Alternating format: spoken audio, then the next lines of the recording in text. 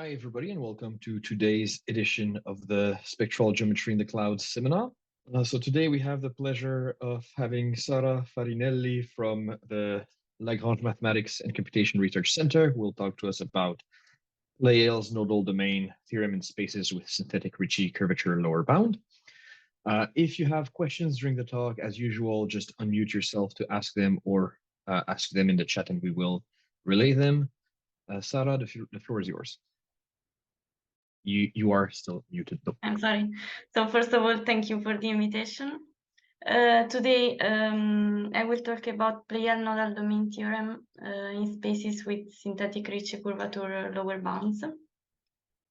So let's make a short introduction about what I will talk about. So the focus of my talk will be the count of nodal domains.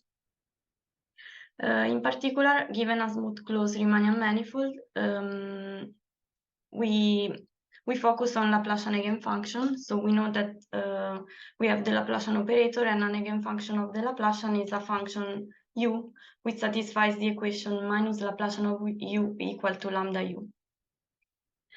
We know that if the manifold is closed, we have a discrete sequence of eigenvalues, which goes to plus infinity.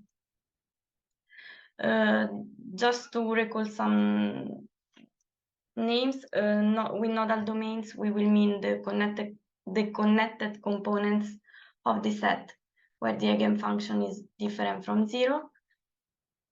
And with nodal counting function, we will mean, so we will call mk the nodal counting function related to lambda k, which is the supremum of the number of nodal domains of any eigenfunction associated to lambda k. And our aim will be to count nodal domains, so to estimate mk. The classical Cura nodal domain theorem says that mk is less or equal than k. So that any eigenfunction associated to lambda k is at most k nodal domains. The question whether this inequality can be attained is partially answered by another theorem, classical, which is the Pleyel nodal domain theorem, saying that the lim sup of mk over k is strictly less of 1 than 1. So in particular, the inequality is strict apart from a finite number of k. And this result has been proved by Pleyel, Petre for Riemannian surfaces, and Berard Meyer for Riemannian manifold. So the focus of my talk will be, and our main objectives will be to prove the Pleyel nodal domain theorem for singular metric measure spaces having a weak notion of Ricci curvature bound, of Ricci curvature lower bound, and to prove the Pleyel nodal domain theorem for Neumann eigenfunction of irregular domain of the Euclidean space. I don't remember if I told at the beginning, but this will be based on a joint work with Niccolo De Ponti and Ivan Iuriviolo. So the plan of the talk is to introduce these spaces with synthetic Ricci curvature lower bound, then to go through the Pleyel theorem in RCD spaces. So in particular, we will see the result. We will see the proof in smooth setting briefly. We will see which are the missing tools for the no-smooth setting. We will see then the final count. Then we will go through the Pleyel theorem for bounded domains of these spaces. So, as I said, I want to focus, our setting will be the one of spaces with synthetic Ricci curvature lower bound. In particular, we want to speak about eigenfunction. So we need to introduce some calculus to define eigenfunction. In particular, let's fix the setting. So we will work in metric measure spaces. So in spaces which are XDM, where XD is a complete and separable metric space, and M is a Borel measure which is finite on bounded sets. In order to define the Laplacian, we need to define to recall what is the local Lipschitz constant of a function f. And in particular, this will be the lim sup of this quotient. And once that we have the definition of local Lipschitz constant, we can define the Cheeger energy of a function. In particular, the Cheeger energy of a function will be L2 relaxation of the Dirichlet energy for functions which are for functions which are Lipschitz with bounded support, and the relaxation will be made in L2. Once that we have the Cheeger energy, we can define the Sobolev space W12 of x, which is made of function in L2 of x, which have finite Cheeger energy. And in particular, W12 of x is endowed with the norm, with this norm, so the L2 norm of the function plus the Cheeger energy. In general, the Cheeger energy can be not quadratic, and this reflects in the fact that W12 is only a Banach space and not an Hilbert space. And okay. So in this context, one introduce another definition on the space to give a more linear structure, which is the notion of infinitesimal Hilbertianity. In particular, a space XTM is said to be infinitesimal Hilbertian if the Cheeger energy that we defined before is a quadratic form on W12. If it is, then we can define a scalar product on W12 defined via polarization that will be, okay, we can define a scalar product by polarization.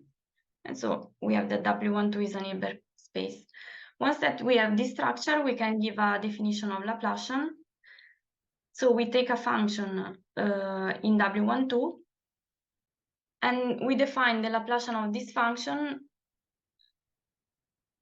as the, let's say, we give a weak definition of Laplacian via integration by parts. In particular, we say that this element, which we call Laplacian of f, is the unique function satisfying the integration by parts formula for any phi in a test space of function. So excuse me, Sarah, here the gradient is the usual gradient or not? It is not, we didn't give a definition of gradient. Yeah, that's why We only define gradient f dot, the integral of gradient f dot gradient g, and this will be part of the scalar product and is defined implicitly via polarization. We don't define the gradient. So, okay. Okay, thank you. Okay. Okay, in this setting, the Laplacian is a linear operator. So infinitesimal Hilbertianity assures the Laplacian to be a linear operator. Okay. Now that we have a notion of Laplacian, we can introduce the Riemannian curvature dimension condition.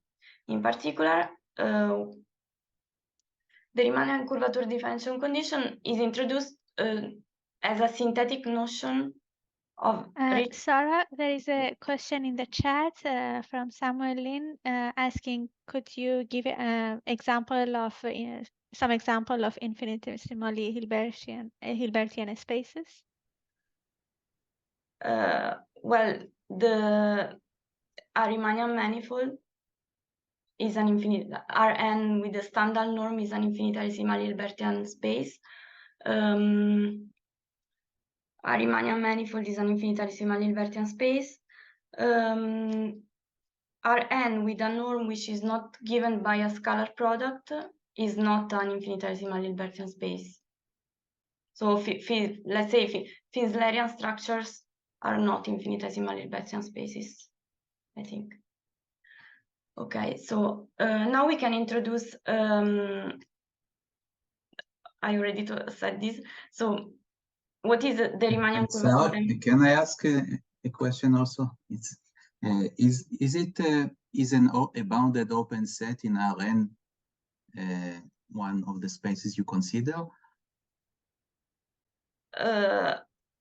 So we will see late what open bounded subsets of Rn are, and we will see. Like I will say I'm what. asking because I didn't see the boundary conditions. I mean, you did not take phi with compact support in your partial integration formula for defining the Laplacian. That's why I'm asking. Because at this point I'm only considering the Laplacian in the whole space. Then we will see how Laplacian in open sets is defined. Okay, thank you. So yeah, okay.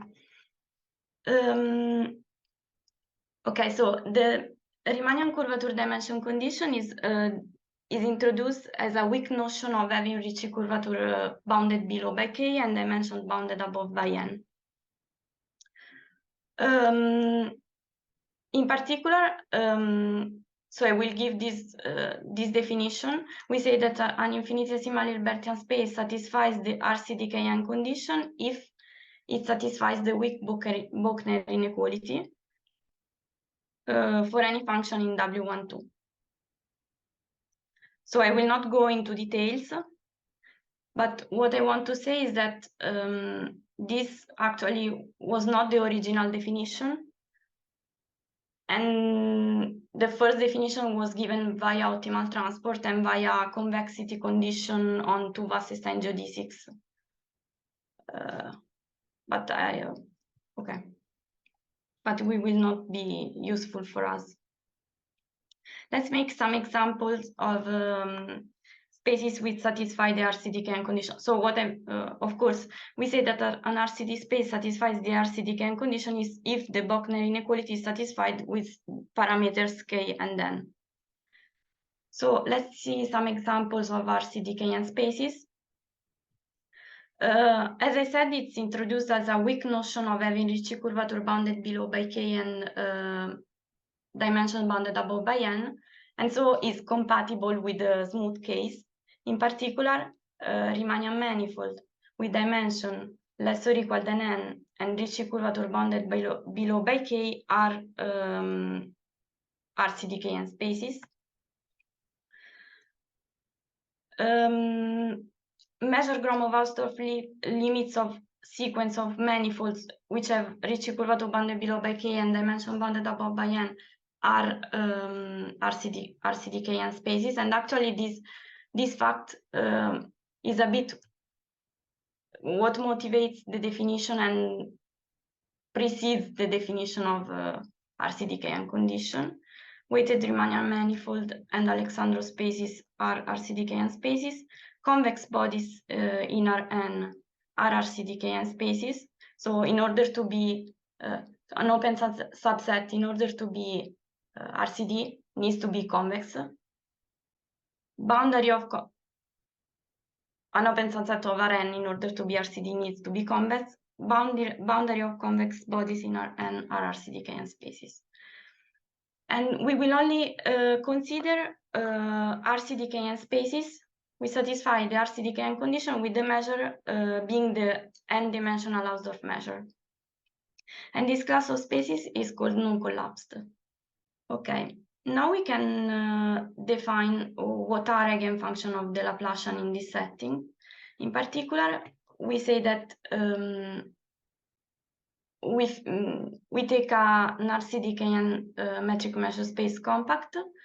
We take a function in W12, and we say, as in the standard case, that it is an eigenfunction of the Laplacian of eigenvalue lambda if Laplacian of f is equal to minus lambda f. So okay. Now, if the space is compact, we have that the embedding of W12 into L2 is compact.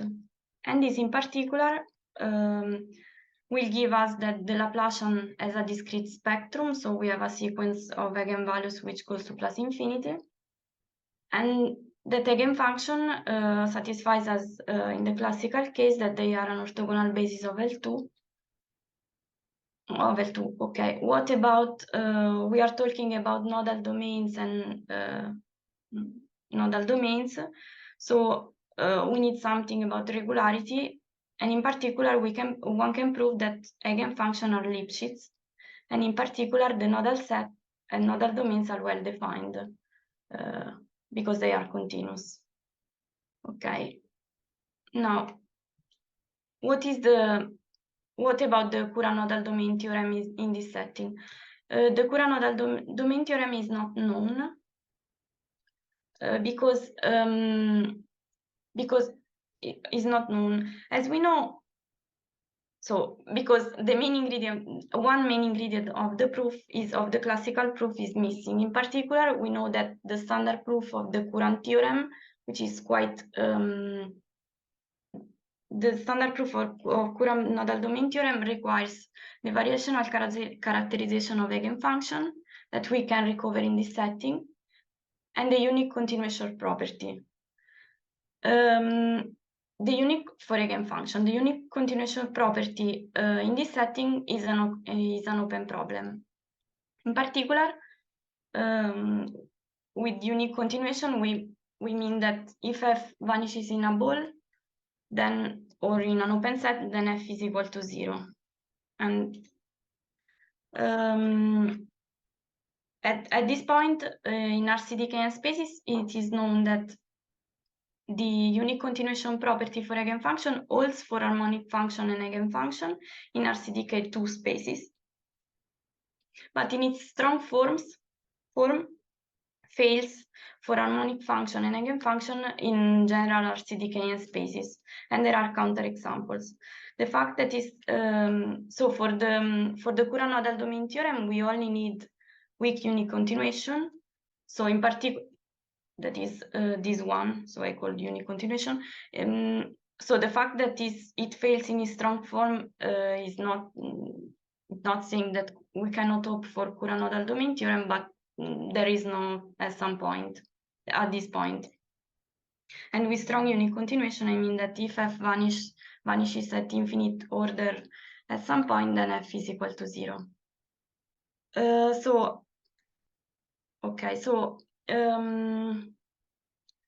What I have said before is that we have the classical theory of eigenfunctions, so basic results, so that they are a basis, and there is a basis of L2, and there is a sequence of discrete eigenvalues. What about Weil's law in this setting? It has been proved that actually in a compact RCD-KN space with measure Hn, then the standard Weil law holds. So the Weil law holds in its standard form, and it has been proved by Ambrosio and then Theodorus. As I said at the beginning, we will only consider some RCD-KN spaces, the one with measure Hn, so with Hn with the Hausdorff measure, and the Weil law is a point where we need this hypothesis.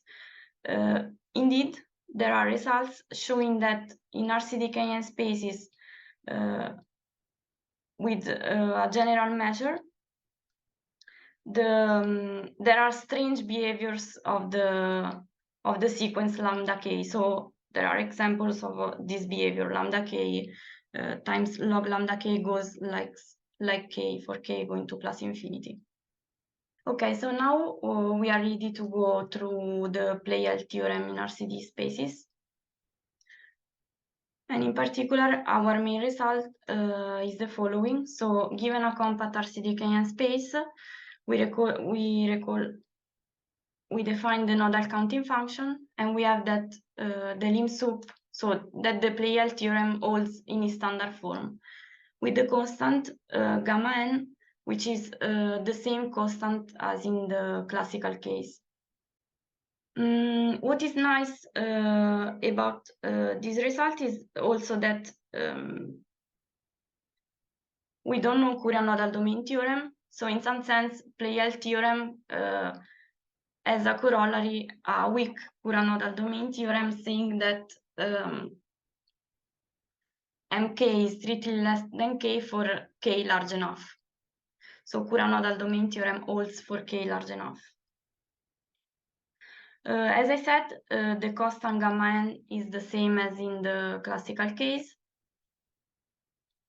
And okay, and also that I mentioned before that for n equal to 2, the unique continuation property for eigenfunction has been proven.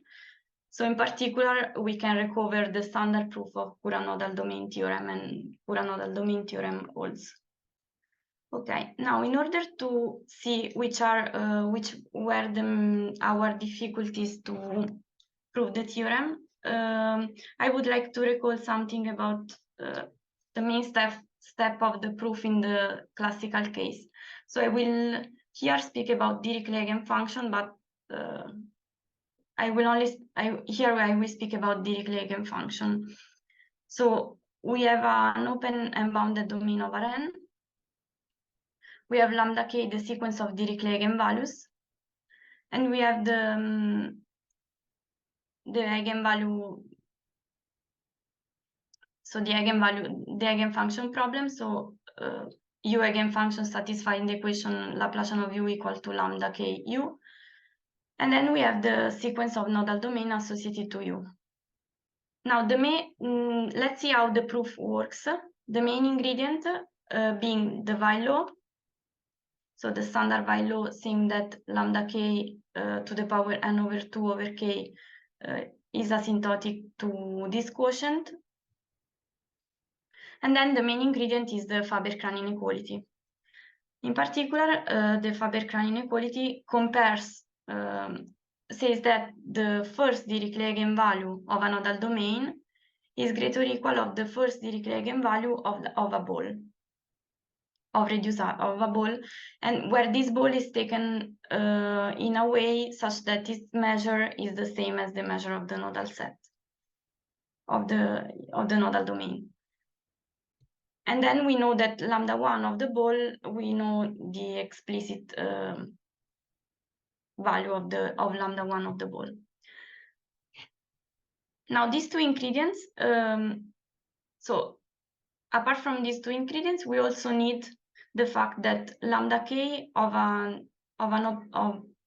lambda k of omega is actually greater or equal of lambda 1 of a nodal domain, and this is due to the fact that f eigenfunction associated to lambda k restricted to one of its nodal domains is a Dirichlet eigenfunction for omega I. So thanks to Faber-Krahn inequality, in particular, we are able to lower bound the measure of omega I in terms of lambda 1, and then so we can relate lambda 1 with lambda k with this inequality. So in particular, we have a class of sets which are disjoint of measure all contained in omega, and we measure bounded below by a constant by something depending on lambda. So in particular, we can bound from above their number. And what we get is that mk over k is less or equal of this quotient, where we use the Weil's law to get the standard constant. So this is the classical proof in Rn. And what about, so this proof, let's say, was adapted to the case of manifold. Adapts to the case of manifold, but there is, and in this has been done by Berard and Meyer. So what is the main difficulty in passing from the Euclidean case to the manifold case? In particular, it is that in Riemannian manifold, we do not have an Euclidean Faber-Krahn inequality, because manifolds are locally Euclidean, but okay, are only locally Euclidean. So what Berard and Meyer proved is that actually an almost Euclidean Faber-Krahn inequality holds for most small volumes. And this is done by using the locally Euclidean behavior of Riemannian manifold. What does it mean, almost Euclidean Faber-Krahn inequality holds for small volume? So that in particular, for any epsilon, there exists a delta such that if the volume such that any set of measure less or equal than delta satisfies the Euclidean Faber-Craig inequality up to an error epsilon. And so once that one has the almost Euclidean Faber-Craig inequality, one can do a similar proof as in the Euclidean case. So in particular, one can only consider the number of nodal domains with small measure and argue as in Rn to get the same inequality up to an error epsilon. Then sending epsilon to 0, one recover the standard inequality.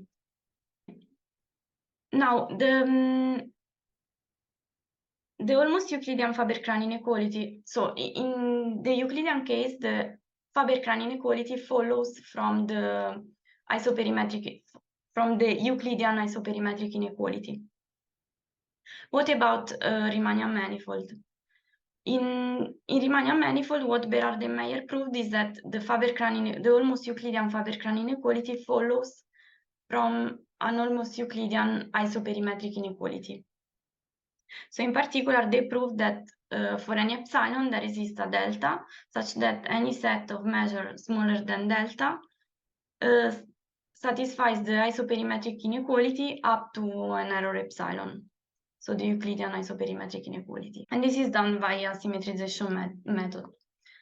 Now the point is that in our setting, so in singular spaces, we cannot hope for almost Euclidean isoperimetric inequality.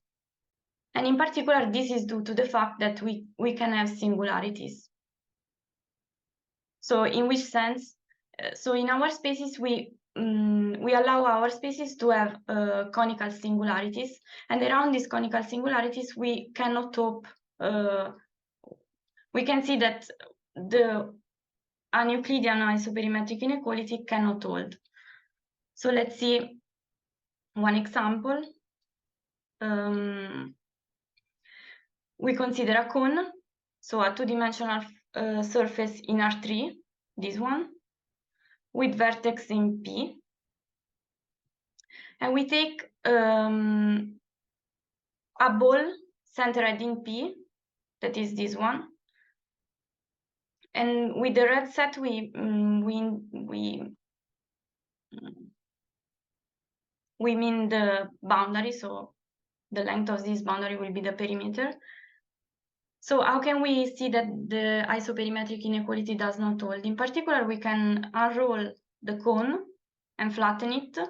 So we have here the red set and here the vertex, and alpha will be the angle of the open-end cone, which depends on the starting cone. So the standard isoperimetric inequality says that we are in R2, so that perimeter divided by square root of area is greater or equal to this constant.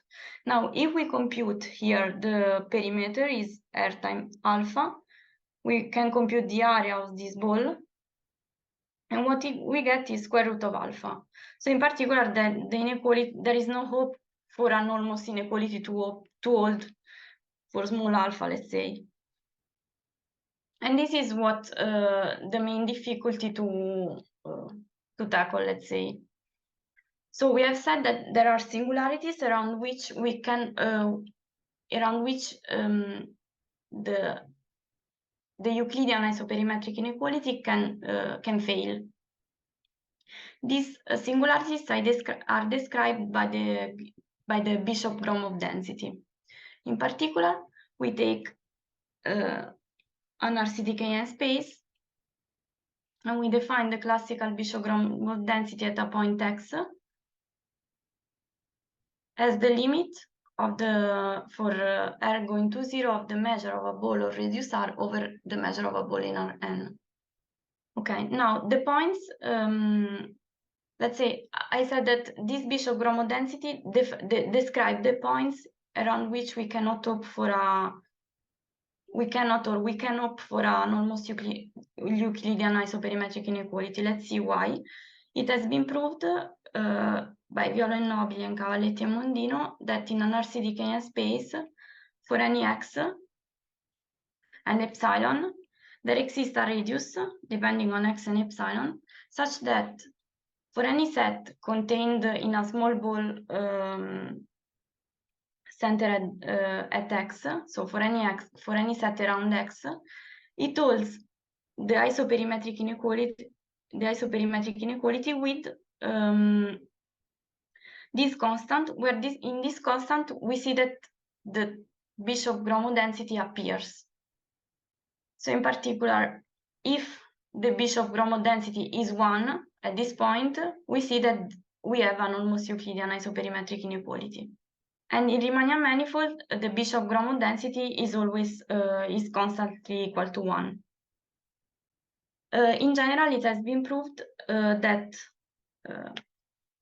the Bishop-Gromov density is 1 if and only if the tangent and the metric tangent at the point is Rn. We know that the Bishop-Gromov density is 1 almost everywhere, but the point is that it can be strictly, the set where it's strictly less than 1 can be dense everywhere. For example, we can think to a convex polyhedron with a dense set of vertices. So in particular, we need to use this inequality by taking into account that theta can be small at some point. What we have is that in RCD-KN spaces, an almost Euclidean Faber-Krahn inequality holds for set with small volumes as in Euclidean case, but which avoid a bad but small subset of the space. So in particular, we know that for any epsilon, okay, I will not go too much into details, but for any epsilon, there exists a delta and a gamma and a set, such that this set is a small measure, and for any set which has small measure, as in the Riemannian case, but also which intersect not that much this bad set U epsilon, then an almost Euclidean Faber-Krahn inequality holds. So in particular, we add a condition. We say not only that our set should be small of small measure, but also should intersect not that much a bad set. And in this case, from the almost Euclidean isoperimetric inequality, we can recover the almost Euclidean Faber-Krahn inequality. And this set will be a neighborhood of some points where the theta is small. What will be important for us is that the gamma will not depend on eta.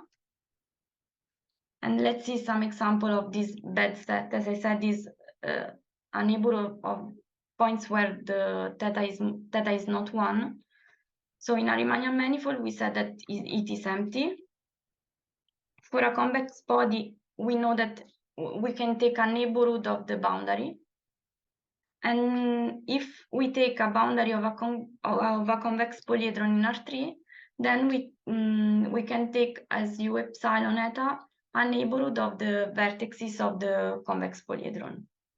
Okay, so our goal will be to count nodal domains, and we will in particular argue as in a similar way as in the Riemannian case.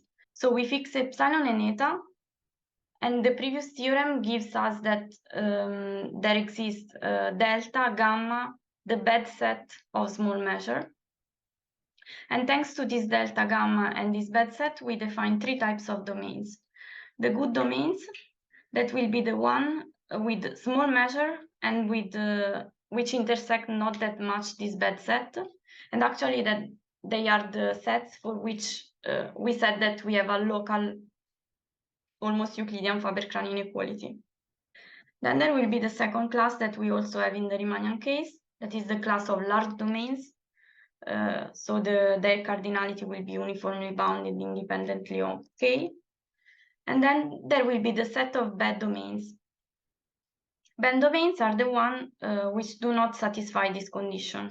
So for these domains, we do not have an almost Euclidean Faber-Krahn inequality, and we need to tackle a version of the Faber-Krahn inequality, which I am going to explain. So what we do? For the bad domains, we know that they intersect their intersection with the bed set is big, but the bed set is small. So in particular, we can say that the sum of their measure is greater or equal of the measure of the bed set over gamma. And the measure of the bed set, we recall that was small. And this is why we need gamma to be independent on eta. Now, how can we estimate from below the measure of omega I? We have a version of Faber-Krahn inequality. Why I say version? Because it's not an almost Euclidean Faber-Krahn inequality. So we bound from below lambda 1 of the open set, provided that its measure is small, okay? We bound from below the measure of this open set with we bound from below lambda 1 of the open set with 1 over the measure of the open set to the power 2 over n, as in the Euclidean case, but we have a bed constant, which is not the standard one, depending on the space. But the fact that the constant is bed will not affect our computation. Why? Because in this way we can say that, okay, the measure of omega I is greater or equal of this quotient. And in this way, as before, we can say that the number of bed domains is smaller than lambda k over this constant, and in the Euclidean case was the good constant, times eta over gamma. But eta is small. So in particular, if we want to just go through the final estimate, so let's say that the fact that the constant will not be the right constant will not affect our final computation because eta will let this term disappear. So let's see the final computation. We recall that mk is the number of nodal domains associated to all eigenfunction of lambda k. And we have that, so the lim sup of mk over k is greater or equal, less or equal than the number of large domains plus bad domains plus good domains. The number of large domains is bounded from above by a constant, which does not depend on k over k. So, okay, the number of bad domains, we said that is less or equal of this quotient times eta over gamma. So these terms times eta over gamma. And the number of good domains can be estimated by using the almost Euclidean Faber-Krahn inequality as in the Riemannian case. So in particular, when letting k goes to plus infinity, here this term will be killed. Here we will use the Weil law, so we have a constant times eta over gamma, and here we have the standard result. Now we can send eta to 0, and this term disappears. So we send epsilon to 0, and we recover the classical estimate. Okay, so up to now I wanted to show the proof, and it was okay. I showed it in the for eigenfunction of the whole space. Now I would like to go through the Pleyel nodal domain theorem for domains of RCD spaces. And this will be nice because we'll have some application also to the Euclidean case. So we want to define the Neumann problem, for example, in metric measure spaces. So we need to choose a set. In the Euclidean case, one chooses C1 set or Lipschitz set.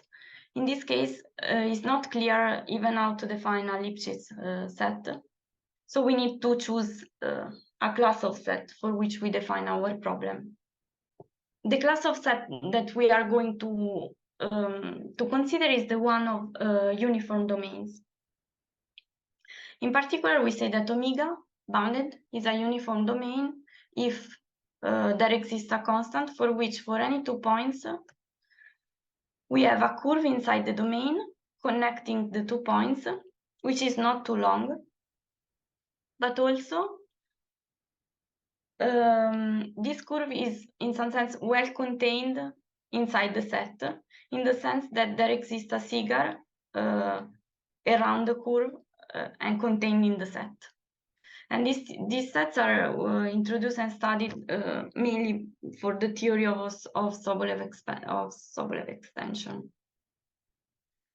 Example of uniform domains are Lipschitz domains, or more irregular domains like the interior of the Cox snowflake or the complement of the four-corner Cantor set. So this will be the class where we define our problem, and now we can define our problem. So this answer to the question, how do you define Laplacian, I think. So we say that omega, we take omega open subset of RCD-KN space. We say that f in W12 of omega or W120 of omega is Neumann or respectively Dirichlet eigenfunction of eigenvalue lambda if it satisfies this integration by part formula when tested for Neumann against W12 function and for W120 function. Okay, so in particular, what we proved is that if we consider the Neumann or Dirichlet problem on bounded domains of RCD-KN spaces,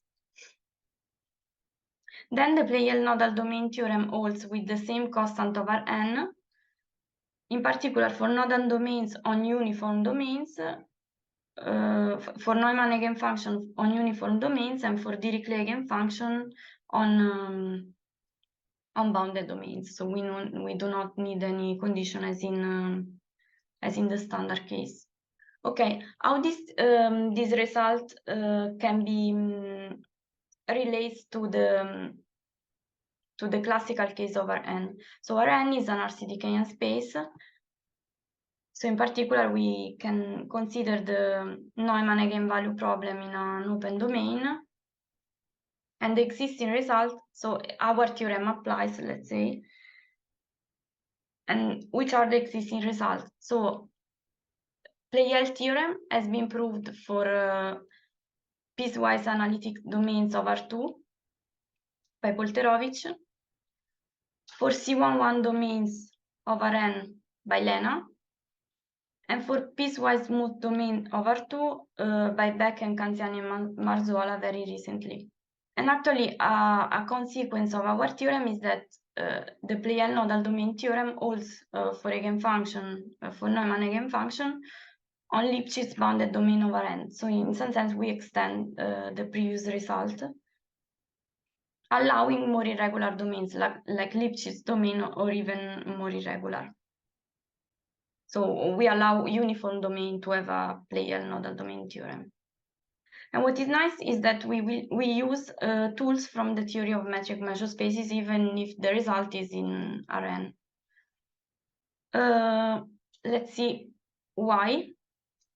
So in the case of nodal domains, what we have is that in the case of Neumann-Dirichlet eigenfunction, I'm sorry. So we have that if we consider a Neumann eigenfunction, the main problem is that we can consider its nodal domains, but there can be some nodal domains which touch the boundary of the domain omega. So let's say that we have a nodal domain omega I which touches the boundary of omega. We know that we cannot apply directly Faber-Kraan inequality, because when considering f restricted to omega I, it will not be a Dirichlet eigenfunction. Why? Because in the boundary of omega, it has Neumann. So in the boundary of omega I, which is in the boundary of omega, it has Neumann boundary condition. And this problem was tackled by Lena with a reflection argument. So in particular, omega I was reflected through the boundary of omega, so that one gets an eigenfunction defined on this big set, which satisfy this time the Dirichlet boundary condition on these two copies of omega I. So we pass from Neumann and Dirichlet boundary condition to Dirichlet boundary condition, then one can use the Faber-Kran inequality. And this in particular, in this reflection procedure is where it is needed some regularity. In particular, it is assumed C11 regularity of the boundary.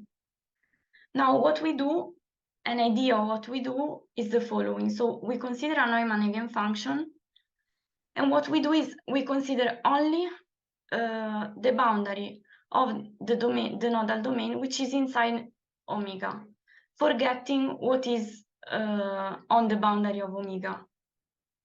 So what we consider is, this is not formal, but kind of a Dirichlet boundary condition in omega I, which is relative to omega. And so,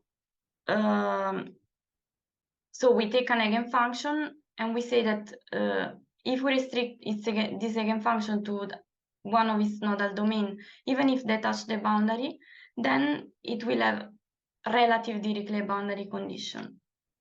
We apply a kind of regular relative Faber-Kran inequality, and the point is that if we are in omega uniform domain, we can opt for a relative Faber-Kran inequality to hold. We know that relative Faber-Kran comes from isoperimetric inequality, so we opt for a relative Faber-Kran, let's say, from a relative isoperimetric inequality. But this is we do not do this directly. But what we do is to view omega as a metric measure space. So in particular, we start from a local problem where omega is a subset embedded in Rn, and we go to a global problem where omega is a space itself. If omega is a space itself, we won't have a boundary condition. So let's see something more formal. We start from a uniform domain of Rn, and what we do. So I will state it in Rn, but it can be done for any RCD. So we start from uniform domain omega in Rn, and in particular we build a metric measure space. So we take the closure of omega because we said at the beginning that our metric measure space are complete. So we take the closure, we take the restriction of the Euclidean distance to this set omega bar, and we take the Euclidean measure restricted to this set. So the Lebesgue measure restricted to this set. Okay, now at this point we want a way to pass from our local problem to a global problem. And how we do it? It's everything based on this fact. So if f is a Neumann lambda eigenfunction in omega, so f is a Neumann lambda eigenfunction in omega, actually if and only if there exists a function which is a lambda eigenfunction in x omega, so in our metric measure space, which is equal to f in omega, so its restriction is equal to f, and it's still a lambda eigenfunction for the Laplacian in x omega. So in particular, this is a precise correspondence between Neumann eigenfunction of omega and Neumann eigenfunction and Laplacian eigenfunction of the space x omega. To any eigenfunction, to any eigenfunction in omega, we associate an eigenfunction in x omega with the same which is eigenfunction for the same eigenvalue. And this is in particular based on the fact that the spaces W12 x omega and W12 of omega are isometric via the map restriction to omega or extension. And in particular, in this point is where we are using that omega is a uniform domain, because we need a continuous extension theory. We need that W12 function can be extended continuously from omega to the whole space. So what we do is we start from omega and from omega and from an eigenfunction for the Neumann Laplacian to do the computation of nodal domains. Actually, what we do is we do the computation in the space X omega. So in particular, we start from omega and we consider a Neumann eigenfunction of the Laplacian. Then we pass by extending it to an eigenfunction of X omega for the global Laplacian. But at this point, we are in the whole space. So what we showed in the previous part of the talk applies. We have all the tools to make our computation. And then, so we argue as in the global case. And then finally, we conclude, so we count nodal domains in the space X omega, and then we want to go back to our nodal domains in omega. And what is true is that if omega is a uniform domain, again here we are using that is in a uniform domain, and f is continuous, then f and f restricted to omega have the same number of nodal domains. So when extending f to the space X omega, we will keep the number of nodal domains. And so we can really do the computation as in the global case. And so in some way, we forget about boundary condition because in this space, we won't have boundary. Now, what I have said is that we can argue as in the global case. I'm hiding something because I presented the global case for RCD-KN spaces. Here we are saying that we take omega, subset of Rn of an RCD, which is a uniform domain. But in general, a uniform domain of an RCD-KN space is not an RCD-KN space because we need convexity, as I said before. So what precisely can be done is that for a uniform domain of an RCD-KN space or Rn, we can build the metric measure space X omega, and we have that the space X omega is doubling and satisfies a local Poincare inequality. This in particular allows a local isoperimetric, allows to prove a local isoperimetric inequality. And so in particular, we can have a local Faber-Krahn inequality, as we said before. And just to conclude, just because before I said that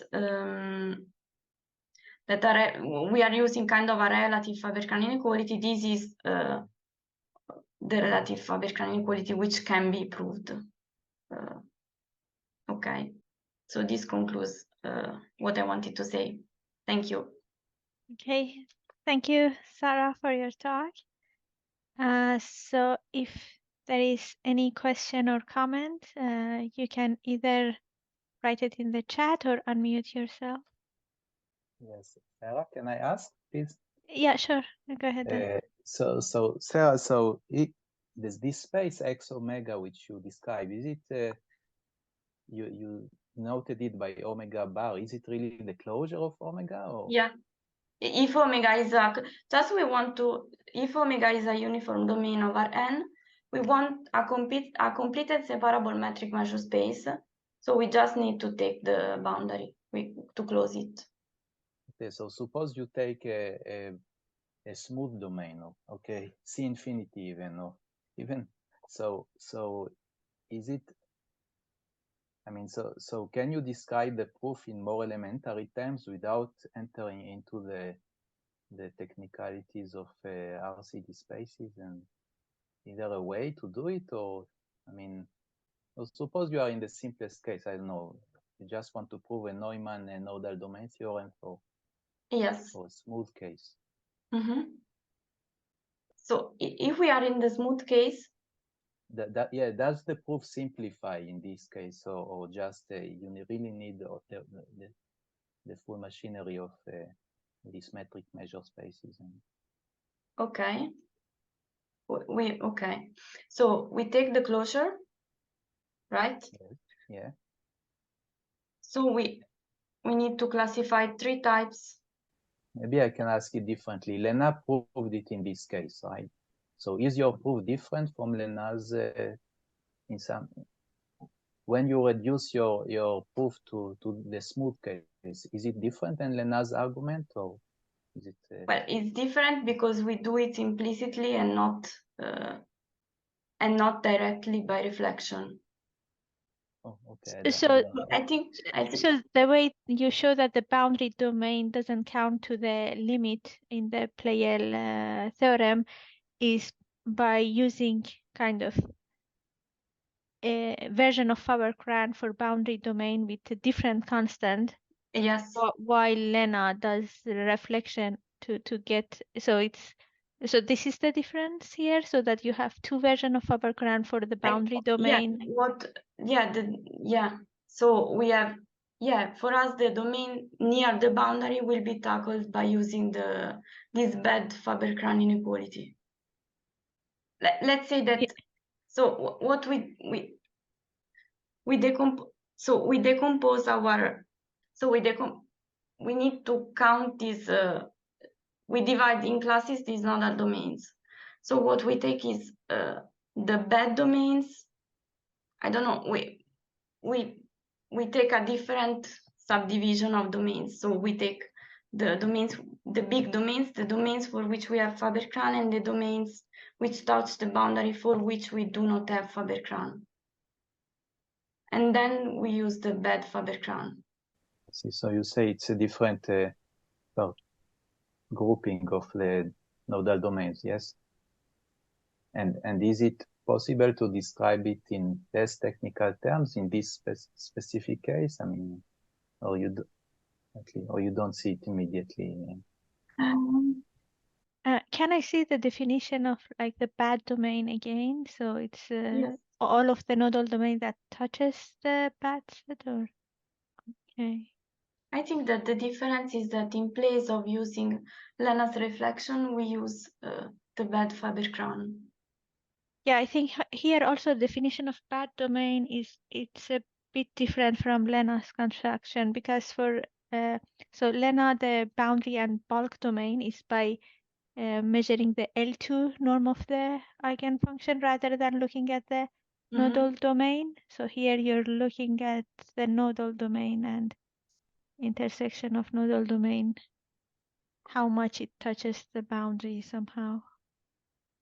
But probably it's it's interesting to see if it can be written in a like at least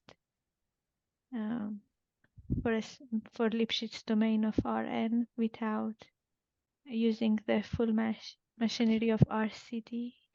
Do you agree then that here the definition of bad domain also is different from Lena's? At least it seems to me that if we take an open subset over N, U will be a neighborhood of the boundary, so we don't divide bad and good set.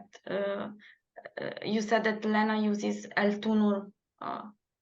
how much of L2 norm is near the boundary or inside the domain? Yeah. When we are using the measure, or how much the measure. Yeah. Any other question or comments? Yeah. If not, let's thank Sarah again. Thank you, Sarah. So, and and thanks a lot. yes, so we resume next week. So, next talk, Jean, do you know the title and the speaker of? I didn't. Yeah, give me a second. So next week we'll have the talk by Samuel Lin, who will talk to us about spectral multiplicity and nodal domains of torus invariant metrics.